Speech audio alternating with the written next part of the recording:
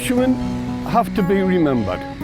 The industry that this town was born on, nearly 800 years now, in 2025, it'll be 800 years since the first fishing took place here, and it was from the prairie. The Abbots wanted fish, so they formed a little fishing village and gave men the money to go to sea and get fish for them. This is the fish and chip shop that my mum eventually took over, and we used to live right opposite it.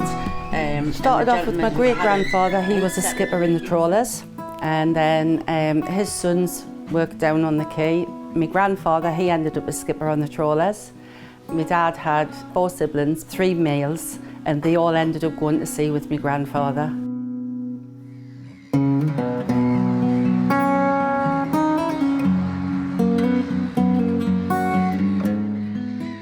Them days, whatever your father did, in most families, if he was a pitman, you ended up down the pits.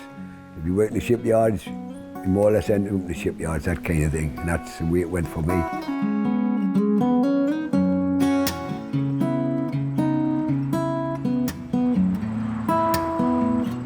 I love where I live, and I love my heritage. I love thinking back and looking back at the things that I've experienced just in this pub even, you know, things I tell people about my memories in here as a kid, things I'll never forget. So yeah, it's been pretty good. My grandfather's family, Hendersons, were all from the fishing industry. They lived on the bottom, in the houses along the bottom road there, and then we moved up to the ridges when the ridges was built. And that's my connection with Shields. I'm a Shields lad. End of story. My father was a very disciplined man. So, right, son, I remember the way he said, go out there and get a job, and I did.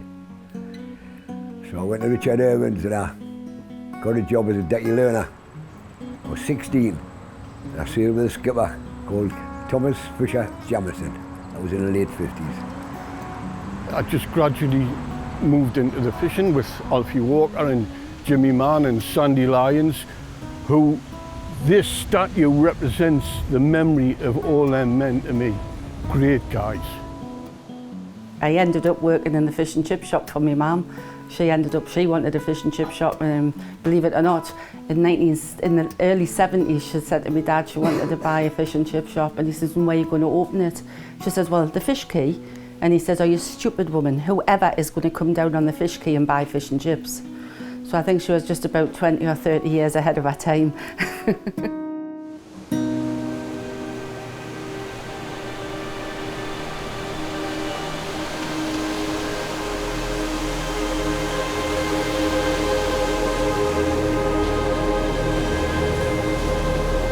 It's a great way of teaching kids heritage.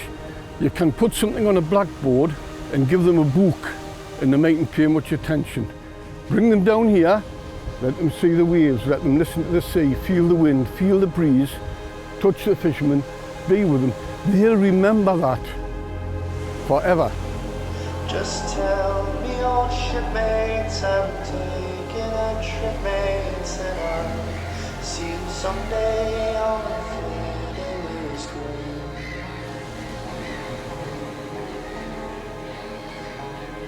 There's a song about it, and my dad always used to sing it, and it always had a special meaning, because that's where fishermen go when they don't go to hell. I can see my granda, I can see my uncles in the statue because they wore the hat, the cap, and the cigarette. But Fiddler's Green is just something that, where all the fishermen say that's where they'll see each other again.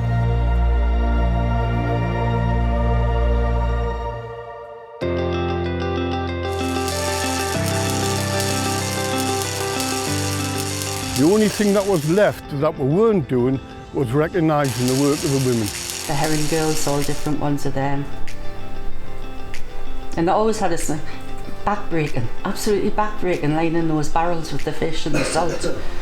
They must have been crippled every day.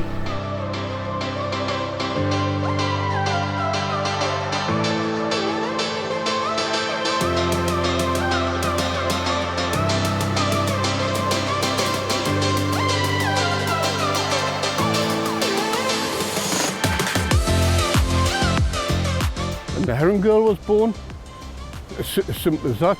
My daughter Kerry was looking through the pictures. My daughter Kerry seen the girl that she is, the Heron Girl with a big smile on her face. And she said, Dad, that's the one that you want. It's there, it's in your face, look at me, I've got the heron. And I'm smiling and I'm working really, really hard here, you know. So the Heron Girl was born.